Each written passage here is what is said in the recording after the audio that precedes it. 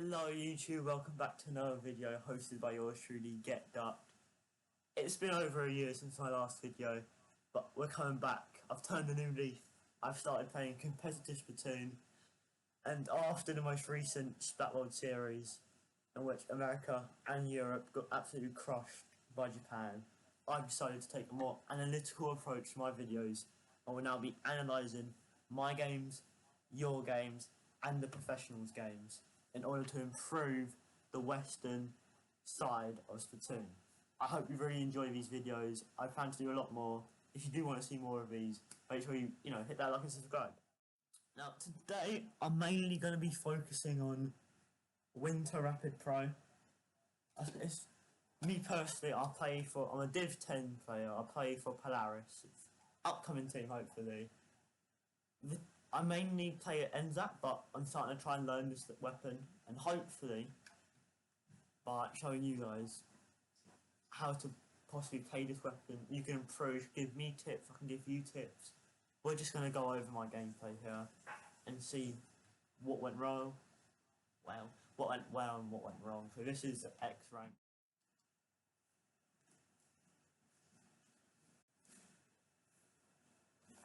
Now as we go into this game again, you want it, especially if you're playing solo queue, you really want to be looking at what the weapons your teammates and your opponents are playing.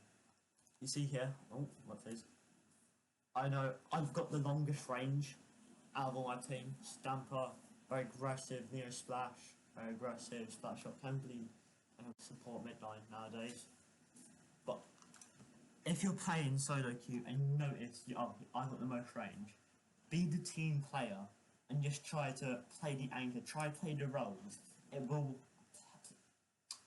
help you win more games. Now, also look at the end of it, they've got the Forge Splatshot Pro again. I outranged that.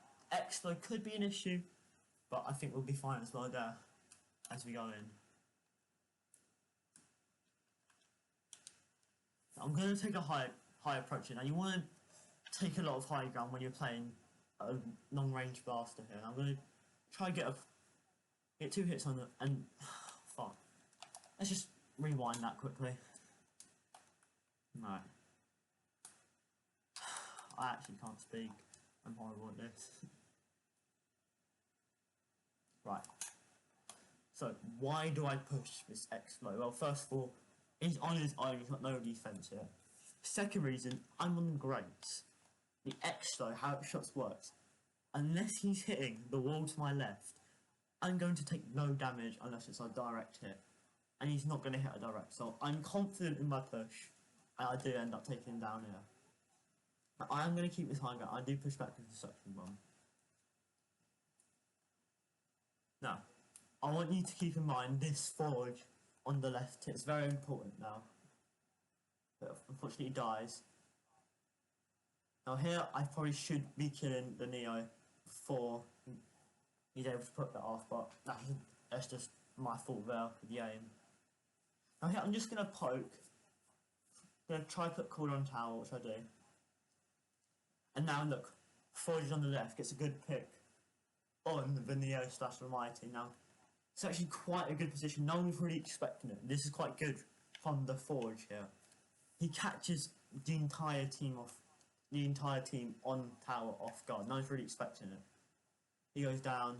I almost go down, but I back up out of range, and we do take him down, but we also lose the VCAV.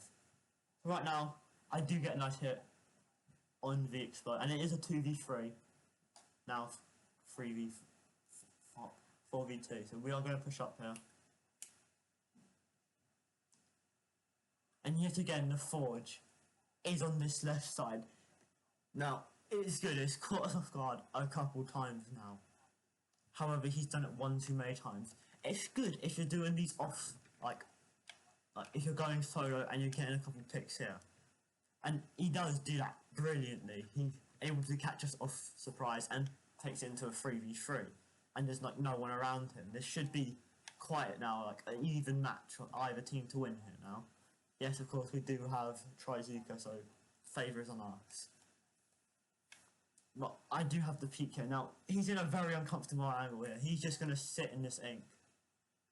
He's not. He should realistically he should be jumping out here. This is a horrid position for him. Now, because I'm just shocking at this game clearly, I do end up not taking him down. I'm gonna have to back up here because I know, due to my lack of aim, that I'm not gonna be able to kill him. Go pop cooler where we all are. That's quite a good cooler there, and we do eventually take him down. Ideally, when you have cooler on any cooler weapon, you've got really quick respawn, really quick jump. So you should be playing really aggressive here, and it is down to a 2v3. Now back to a 2v4, and here we go again. The forge has taken the exact same angle, and notice how this time I'm already looking there. It is good if you're taking it off angle like he has multiple times, but it's when you're taking it multiple times that's the problem. Because now we're quite expecting it. At least I am, clearly. I get 2 hits. I don't think I end up taking him down here. Okay, no, my teammate does. I just clearly suck here, okay? Now this is a power position I'm talking about here. If we have a look here, look at all these angles I have. Here, I have on the left, which the forge has been taking the entire time. I have this ramp up onto the tower, which I can easily stall. And I technically have access onto the grates, which you can see on the top right. Now, I really love this position. I'm easily take down the expo. Now, I can't place cooler clearly. That's a poor cooler by me, but here we come up to it. Now, the do-rag, the Neo Pro, the Neo Splash, you can't really do anything there. And if you notice, the forge is yet again on the left, so keep in mind that. So you can see here, I've not already noticed that I noticed the Neo on the left. I'm just constantly peeking on that left side just to see whether he's come over yet. Now I am quite close here, and there he is, look. There he is right there. Ideally here, I would be signaling to my teammates, but I'm able to take him down with that 2-shot combo, which, if you're playing this weapon, you should really be abusing. I'm going to back up here as the tower slowly gets into us, as the enemy team, they push with the tower. I pop cooler down. They pop ink strike. Now, I don't know really what that is. I think that he thinks you can drop down. You can't go through grates with a slash down. So if I was doing this, just leaves again. That is I get a crit on him, but I can't finish the job. How my decav does. Not my decav, my sword. My Neo finishes him off. I'm going to take this same power position again, and the Neo already on the left. I'm already looking there. He's dead. We've now dealt with him really. Going to get another pick there. Just going to hold this angle here because I know the exposure just went down there. Just holding these angles is really just a crowd control, anti-entry kind of stuff right there. It just makes them back up, and like with a weapon like custom or splash, which is not got the best of range. It's really just going to hold them back. It means they can't get to the tower without taking lots of damage and possibly dying. I'm just going to hold this position. There's no need to play that aggressive. I noticed they're quite on the ground. You look here.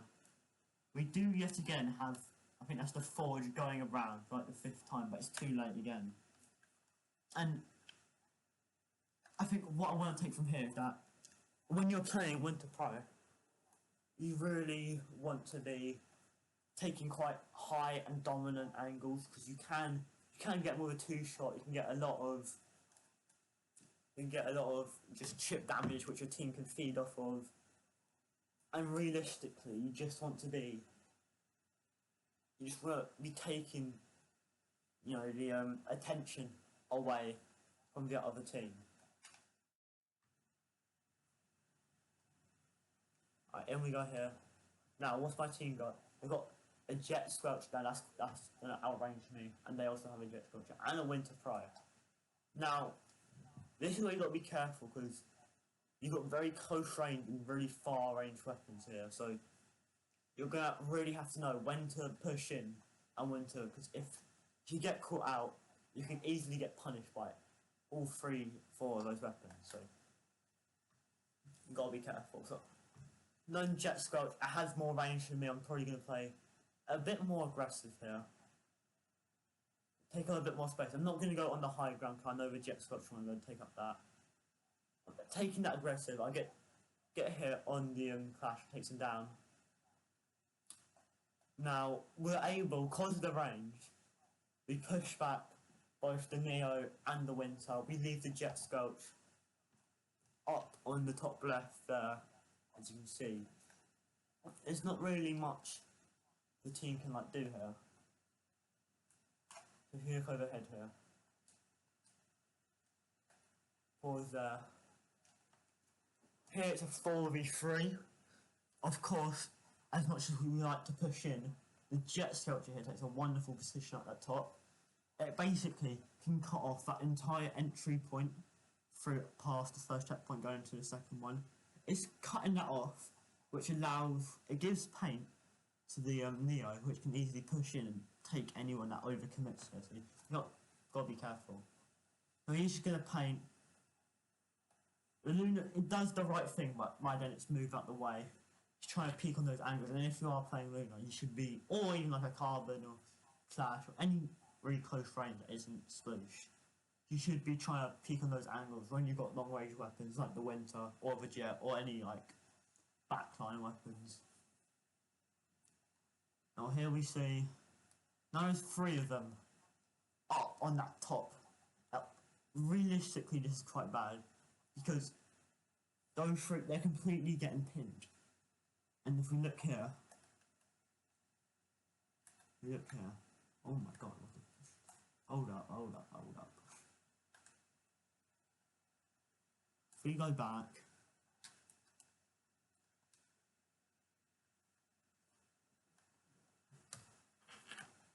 right, so we see here, the Neo Slash is on its own, whilst all 3 up there, the Clash, Rapid Pro, and the Jet Sculpture, all getting pinned realistically.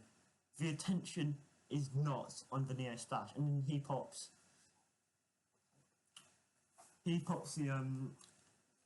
Ink Strike, that's it. Eventually. He pops Ink Strike, takes one of us down, and now instantly look, the Luna's attention has come all the way over here and he's ended up dying.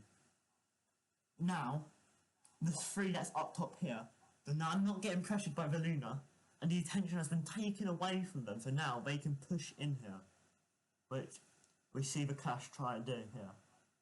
I'm playing quite aggressive here. I'm trying to get any picks I can.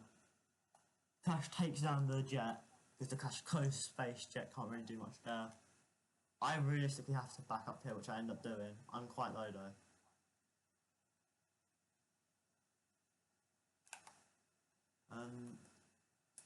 Go to objective. You can see here, they've got cooler down, so most of them are probably going to call us, there's only 1 drink left. When you do pop cooler, you've got to play aggressive. You have the respawn, you have the quick jump, you have, you know, the increased speed. You have to play aggressive if you want to be effective with it. And we do pop Crab though. Crab, it can shut down a cooler quite easily. It can isolate the cooler itself, make it hard for anyone to get, of course, it doesn't really matter here. But it is quite effective sometimes. Now,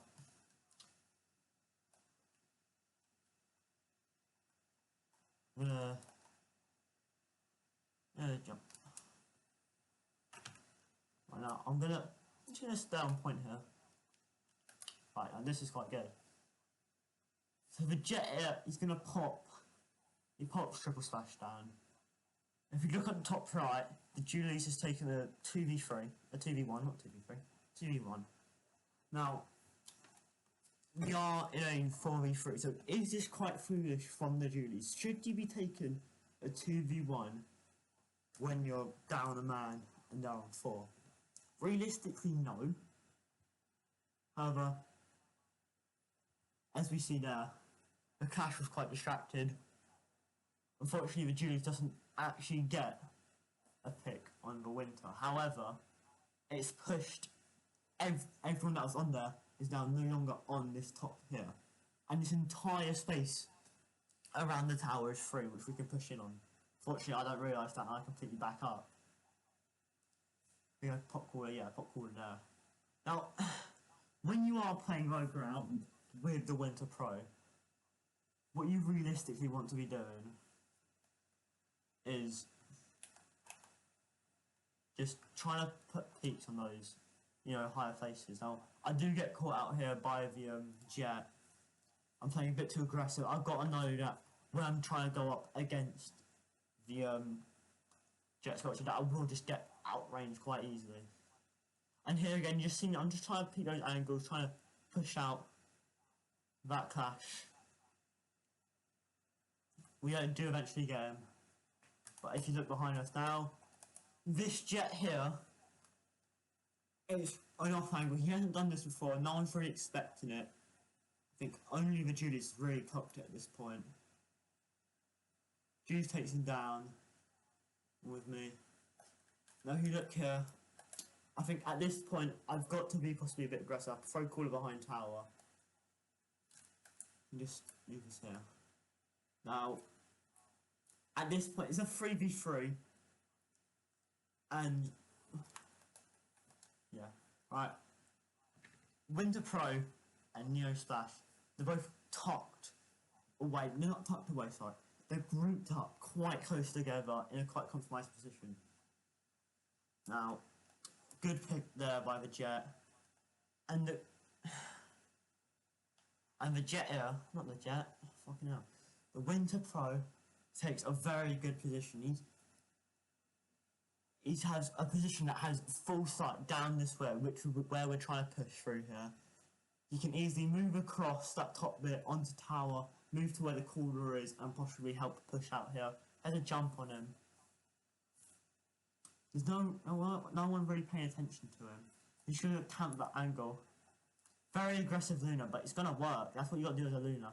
I've watched you dive to the bomb, and then you see a jump out there. That's quite a strange jump out though. No real need of a jet. You just go back again.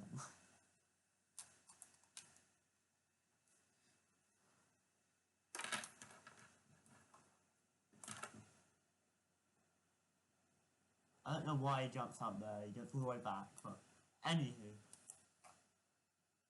Right, so right here, we're just gonna see. I'm taking up this top bit. I'm just gonna try poke over the top. Now I do get into a 1v1 with the jet. Does use treble slash down like a weirdo there, but he does end up actually just wasting his splash down only on me. And whilst yes, we lose the fight, it's a 4v1 now, and realistically the Julie should be backing up here. He still wasted a special on just one person, which I know you don't want to be doing. Julius here is very good. He's able to get 2 picks. Unfortunately for Dare, Winter Pro, he foolishly, he tries to go up close with a, let me just take a scroll back here. He tries to take a 1v1 with a Luna. Now, as I said at the beginning, you should never be taking 1v1s like this, right? Luna's here. The second he shoots, he's seen the Luna. What he should be doing here, instantly backing up.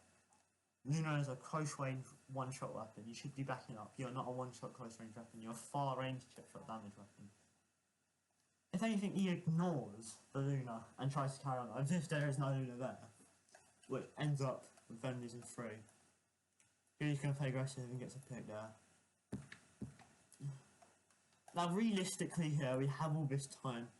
We should be getting specials, and what we want to do here is try and get any map control. The more map control we have, the more harder it is for the enemy to push back in, because we have specials from painting that deny a push in, and it's just harder in general to push in here.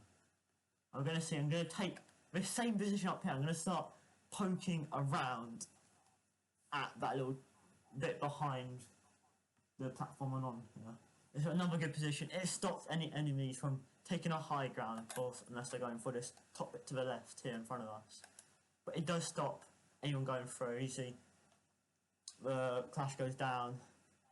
The Pro, it tries to take a position here, but the Luna is really effective here. It has that close range and easy, just able to peek over these ledges here.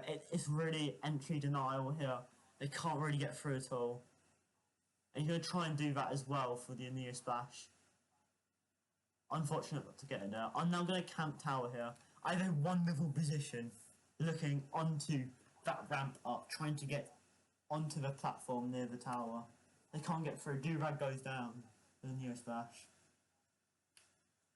Very aggressive Neo here. I'm taking that same power position as I pointed out again. It's quite hard once you've got any Rapid Pro, any Elita, Hydra, anything long range, any Anchor. Once they're up there, unless you're using multiple specials or using more than one person to gang up on them, it is quite hard to knock them down. I'm going to take tower here. Have to back up though because of the bombs. I'm going to take this off angle here now. When attacking, me personally, I don't see a lot of people actually use just this bit. This is actually a very good angle because you can get very easy sight onto all of the Great. You can, where the jet sculpture is, get a bit of chip damage which can push back there, and you do get quite a lot of sight into all of just that ground bit there which we see their rapid on. I'm just going to hold this, see the rapid there, got to get pushed up by a rapid. I'm just going to try to hold that ledge, make sure no one pushes in, there's a minute left. Going to take that power position again, expect them to push up. I drop the core on the worst position possible again. And I push up here, I'm able to get 2 of them here, yes, I get 2 of them there. Now here we're going to see that it's realistically there, it was a 4v1, 3v1 sorry. In that scenario we should be pushing, of course, it's X rank, it's low level X rank, it's like 2000 X rank. We do have to push in there realistically, but unfortunately we don't. So it does come back, but we gain possession again. We have basically full control. I'm in this power position as you can see. Front lines are putting on pressure as they should. I'm going to push up here. There's no chance no one's going to come through there. When you see people in this kind of position. Now, here I do back up. The second someone's on a tower here, I'm going to try and back up and try to just hold where the tower's about to come up. Try and get any chip damage I can. If I stay on that ledge where like the jet is right now, if I stay right now, it's going to be quite an easy pick because, as we all know, I can't aim, I can't hit my crits half the time. So it's just better to get that easy chip damage in, which I eventually do here.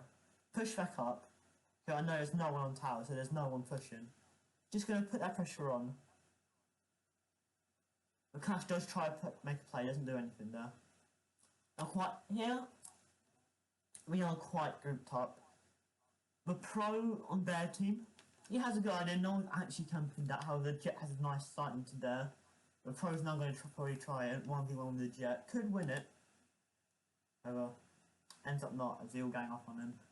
Luna yet again, he's taking up, if you see on that right, he's just killed that jet. He's taking up all those ledges, taking up all those angles. Just really controlling where they can and can't go.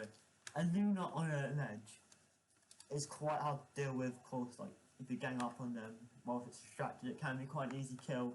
Same with long range, however, when you're not expecting it, it's very effective. Now we're going to take a look here at the other rappers. Now, here, realistically, I would play on the Greats here. It's a more higher up position, it gives me a better viewpoint of the overall thing, of the overall map here. You can see we're all around the tower here. You want to be quite high up, the more you can see, the easier the picks will be. Now, he tries to take this fight here, and it is quite foolish. Now, you see his teammate there, if we have a look. Go back all the way here.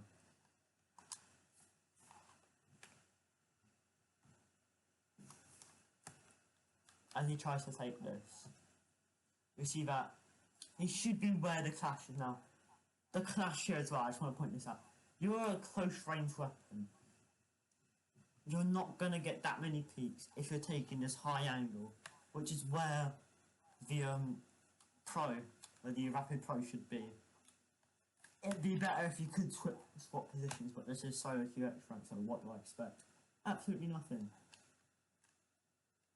Right, now here, we are going to see that he does try to take this angle. Like, you can't see him. This is the problem with trying to take this.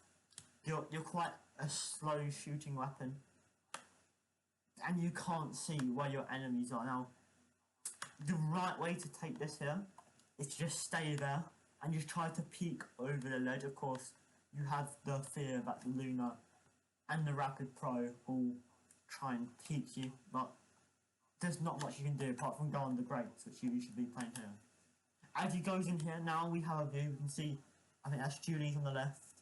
No, that's Luna on the left. Then we have Jet on the tower, and we have Julie's about to take the ball, about to go out of his crab hole, sorry. Now, even here, this is an even better position. Most of your body's covered here. You can't get picked from over the ledge to your right. You've got a great chip damage site, which even a crit site, straight onto the tower. There's no need to realistically push here. But he pushes. Now, you're completely open here. We said Luna's on the left. There's a disregard for the Luna here. He's hoping his teammate's going to deal with it. Why is this bad? Well, let me tell you why. He's left himself in such a vulnerable state. It is quite easy. And as we see, look, Luna there, Julie's about to shoot at him there. He's let himself deny. It's like he's just shouted, "I'm right here." Everyone on my team pretty much knows, okay, the Rapid is there, let's full push him. And that's what's happened. Then tries to throw a bomb in desperate attempts, ends up going down to Luna. Realistic, oh, he goes down to me, sorry. Not just that good. Realistically, he should take more of a step back there. There's no need to be that aggressive, and there's no. I know, realistically, there he could have possibly changed how that game was going to play out if he takes a more covered approach and more relaxed approach. He could easily wipe out 2 or 3 people and possibly win the game. However, that doesn't happen. But yeah, I think that's going to wrap it up. The first session. I hope you really enjoyed it. I'll try and get more weapons.